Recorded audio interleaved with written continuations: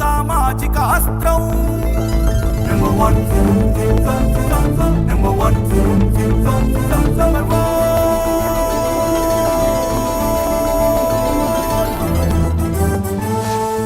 Number one. Welcome to number 1 news. This is Shravani.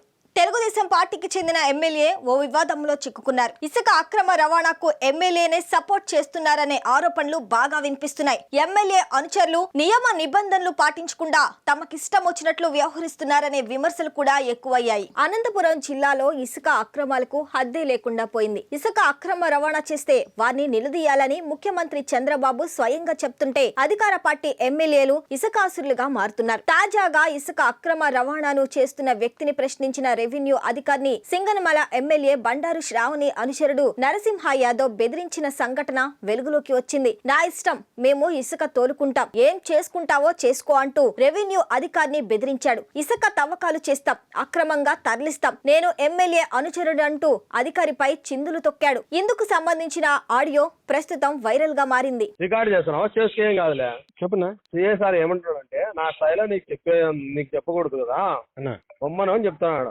అంతే, record చేసుకో, ఏమీ కాదు నాకు. నేనైతే అబద్ధాలు చెప్పాల్సిన అవసరం కానీ లేదు. ఎమ్మెల్యే గారు రైట్ హ్యాండ్, నేను ఎమ్మెల్యే గారు చెప్పింటే చేస్తాను. నువ్వు రికార్డు చేస్తున్నావు తెలుసు, అయినా నేను చెప్తున్నా. మా తహసీల్దార్ చెప్పిన వాళ్ళు మాటలో రికార్డింగ్ చేసుకుని మా తహసీల్దార్ చెప్పిందే చేసుకుంటాను. అయ్యో, నేనేం చెప్తున్నా, ఎమ్మెల్యే గారు అనుచరండి. నేను అక్కడ తోలుతున్నానంటే ఏమి ఊరిని ఆసామాసిగా తోలదు కదా. అట్లా కాదన్నా, మీరు ఏమైనా ఉంటే పక్కన చేసుకోవాలి కానీ ఇంకా పబ్లిక్ చేసుకుంటారు. కరెక్ట్, నేను ఏముంటున్నా, అయిపోయింది అది తోలేస్తారు రేపు.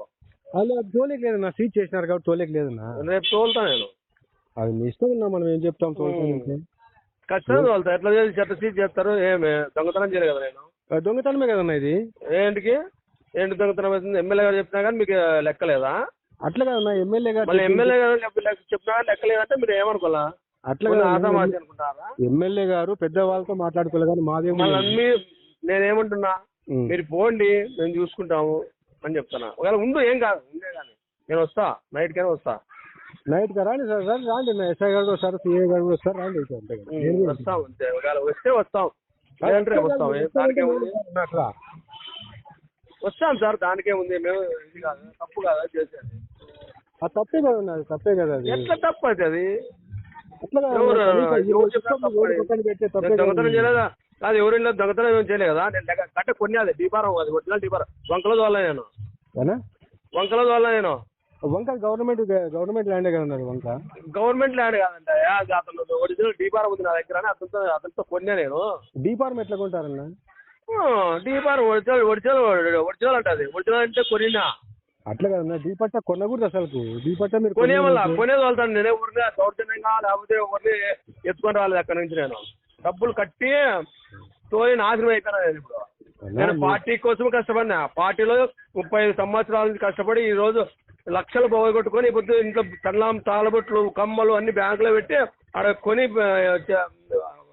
నేను ఇసుక వెళ్తాను. ఊరికే కాదు, మేము కూడా పార్టీ కష్టపడి నాకు ఇప్పటికి 2 సంవత్సరాలు. ఉద్యోగం మాట మాట్లాడకూడదు నువ్వు రాంగ్. అది నువ్వు మాట్లాడేది రాంగ్. ఏం రాంగ్? పార్టీ కష్టపడి అనేది రాంగ్. నీకు ఉద్యోగస్తుని నీ ఏం చెప్తున్నా, శ్రీ గారు చెప్తున్నా, పోనీ అంటారా? ఉంటాయో ఉండంతే, ఏం కాదు, ఏమవుతుంది?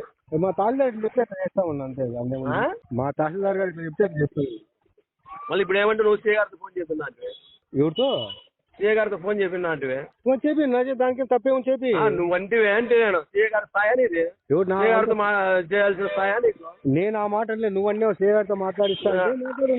నువ్వు చేపి అన్నప్పుడు నేను అన్నా స్థాయి కాదు కదా మీది.